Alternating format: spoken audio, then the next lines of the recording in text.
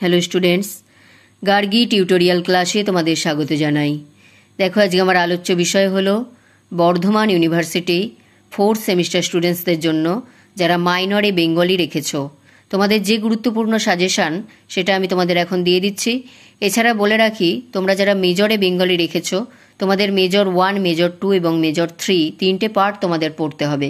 Major 1-এর suggestion কিন্তু আমার দেওয়া আছে, আর মেজর 3-র যে সাজেশান সেটা কিন্তু তোমাদের মাইনর বেঙ্গলির সাথে যায়, একই সিলেবাস। মেজরে একটু বেশি আছে, তোমাদের একটু কম আছে, তবে এটা আমি মাইনরের সাজেশান হিসাবেই তৈরি করেছি।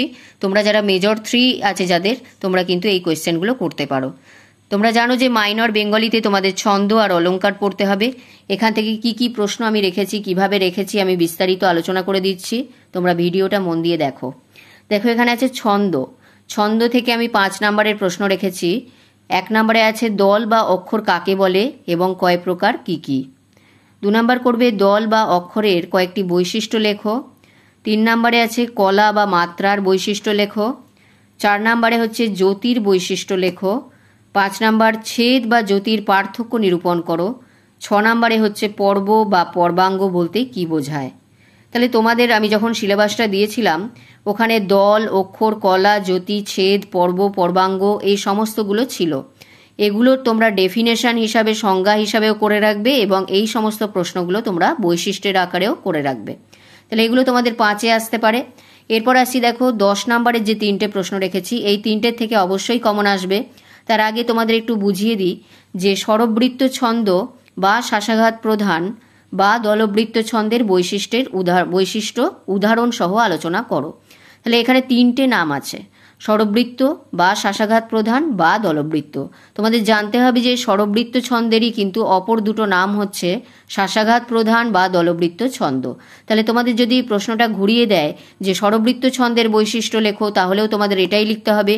স্বরবৃত্ত বা শ্বাসাঘাত প্রধান ছন্দের বৈশিষ্ট্য লেখো, তাহলেও তোমাদের এটাই লিখতে হবে।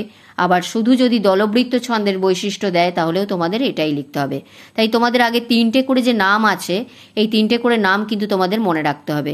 স্বরবৃত্ত ছন্দের অপর দুটো নাম হচ্ছে শ্বাসাঘাত প্রধান ছন্দ এবং দলবৃত্ত ছন্দ। এরপর আসছি, দেখো মাত্রাবৃত্ত ছন্দ। মাত্রাবৃত্ত ছন্দেরও কিন্তু দুটো আলাদা নাম আছে, একটা হচ্ছে ধ্বনি প্রধান ছন্দ বা কলাবৃত্ত ছন্দ। তাহলে তোমাদের যদি দিয়ে দেয় যে মাত্রাবৃত্ত ছন্দ বা ধ্বনি প্রধান ছন্দের বৈশিষ্ট্য লেখো, তাহলেও এটাই লিখতে হবে। বা শুধু যদি কলাবৃত্ত ছন্দের বৈশিষ্ট্য দেয়, তাহলেও তোমাদের এটাই লিখতে হবে। এরপর আসছি, দেখো অক্ষরবৃত্ত ছন্দ। অক্ষরবৃত্ত ছন্দেরও তোমাদের কিন্তু দুটো নাম আছে, তান প্রধান ছন্দ এবং মিশ্র কলাবৃত্ত ছন্দ। তাহলে অক্ষরবৃত্ত ছন্দের বৈশিষ্ট্য বললেও যেমন এটা লিখতে হবে, তেমনি অক্ষরবৃত্ত তান প্রধান ছন্দের বৈশিষ্ট্য বললেও এটা লিখতে হবে, বা মিশ্র কলাবৃত্ত ছন্দের বৈশিষ্ট্য বললেও তোমাদের এটাই লিখতে হবে। তাই তোমাদের আগে নামগুলো কিন্তু মনে রাখতে হবে যে স্বরবৃত্ত ছন্দের যে দুটো নাম কি কি, মাত্রাবৃত্ত ছন্দের দুটো নাম কি কি এবং অক্ষরবৃত্ত ছন্দের দুটো নাম কি কি। এইগুলো গুলিয়ে গেলে কিন্তু তোমাদেরও কোয়েশ্চেন গুলিয়ে যেতে পারে। তারপরে আসি, দেখো অলংকার। অলংকার থেকে আমি তোমাদের 5 বা 10-এ কোয়েশ্চেন ভাগ করে দিইনি, সেখানে আমি সম্পূর্ণটা একসাথেই রেখেছি। 5-এও আসতে পারে বা 10-এও আসতে পারে। শব্দালংকার কাকে বলে, বৈশিষ্ট্যগুলি আলোচনা করো। অর্থালংকার কাকে বলে, উদাহরণ দাও। শব্দালংকার বা অর্থালংকারের মধ্যে পার্থক্য নিরূপণ করো। যমক অলংকার ও অনুপ্রাস অলংকারের মধ্যে পার্থক্য দেখাও। উপমা অলংকার কাকে বলে, উদাহরণ সহ বুঝিয়ে দাও। অনুপ্রাস অলংকার কাকে বলে, উদাহরণ সহ বুঝিয়ে দাও। শ্লেষ অলংকার কাকে বলে, উদাহরণ সহ বুঝিয়ে দাও। তোমরা জানো যে অলংকারের মধ্যে তোমাদের এই সমস্ত অলংকারগুলো ছিল, যেমন যমক, অনুপ্রাস, উপমা, শ্লেষ, উৎপ্রেক্ষা, আরও যে সমস্তগুলো ছিল, প্রত্যেকটার তোমাদের ডেফিনেশন এবং উদাহরণ কিন্তু তোমাদের জানতে হবে। রূপক অলংকার কাকে বলে, উদাহরণ সহ বুঝিয়ে দাও এবং উৎপ্রেক্ষা অলংকার কাকে বলে, উদাহরণ সহ বুঝিয়ে দাও। সমাসক্তি অলংকার কাকে বলে, উদাহরণ সহ বুঝিয়ে দাও। এইগুলো তোমাদের সংজ্ঞা সহ উদাহরণ জানতে হবে এই কারণেই, কারণ তোমাদের অলংকার নির্ণয়ের সময় যদি তোমরা এদের বৈশিষ্ট্য না জানো, তাহলে তোমরা কিন্তু অলংকারগুলো নির্ণয় করতে পারবে না। সেই জন্য তোমাদের এগুলো সংজ্ঞা এবং উদাহরণ অবশ্যই জানতে হবে। এরপর আসছি, দেখো পার্থক্য নিরূপণ করোর মধ্যে যে প্রশ্নগুলো আমি রেখেছি, উদাহরণ সহ পার্থক্য নিরূপণ করো। অনুপ্রাস এবং যমকের মধ্যে পার্থক্য দেখাও। উপমা এবং রূপক অলংকারের মধ্যে পার্থক্য দেখাও। রূপক এবং উৎপ্রেক্ষা অলংকারের মধ্যে পার্থক্য দেখাও। রূপক এবং সমাসক্তি অলংকারের মধ্যে পার্থক্য দেখাও। তাহলে এখানে 4টে আছে।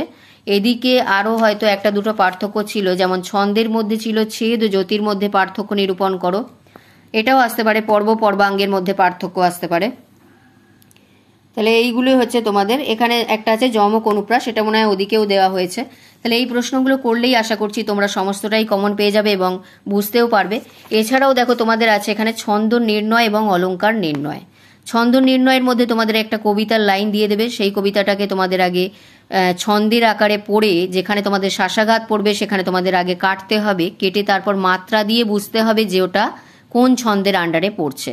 এর জন্য তোমাদের এই যে 3টে ছন্দ আমি এখানে দেখিয়েছি, স্বরবৃত্ত ছন্দ, মাত্রাবৃত্ত ছন্দ বা অক্ষরবৃত্ত ছন্দ, এগুলো ক মাত্রার হয় বা এদের কি কি বৈশিষ্ট্য এগুলো জানলেই তোমরা কিন্তু ছন্দ নির্ণয়টা ভালোভাবে করতে পারবে। এরপর আসছি দেখো অলংকার নির্ণয়। অলংকার নির্ণয়ের মধ্যেও তোমাদের একটা কবিতার লাইন দিয়ে দেবে। তার জন্য তোমাদের যে সমস্ত অলংকারগুলো আছে, অর্থাৎ রূপক, উৎপ্রেক্ষা, সমাশক্তি, অনুপ্রাস, যমক, শ্লেষ, এই সমস্ত অলংকারগুলো তোমাদের আগে ভালো করে জানতে হবে, ওদের বৈশিষ্ট্যগুলো।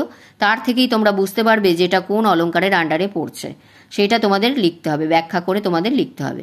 এই হচ্ছে তোমাদের ছন্দ নির্ণয় বা অলংকার নির্ণয়। এই কোয়েশ্চেনগুলো করলেই আশা করছি তোমরা সমস্তটাই কমন পেয়ে যাবে। তাই যদি ভিডিওটি গুরুত্বপূর্ণ মনে হয় তাহলে একটি লাইক করে দিও, চ্যানেলে নতুন হলে সাবস্ক্রাইব করে নিও এবং বন্ধুদের মধ্যে অনেক অনেক শেয়ার করে দিও, যাতে প্রত্যেকে উপকৃত হয়। দেখা হচ্ছে পরবর্তী ভিডিওতে।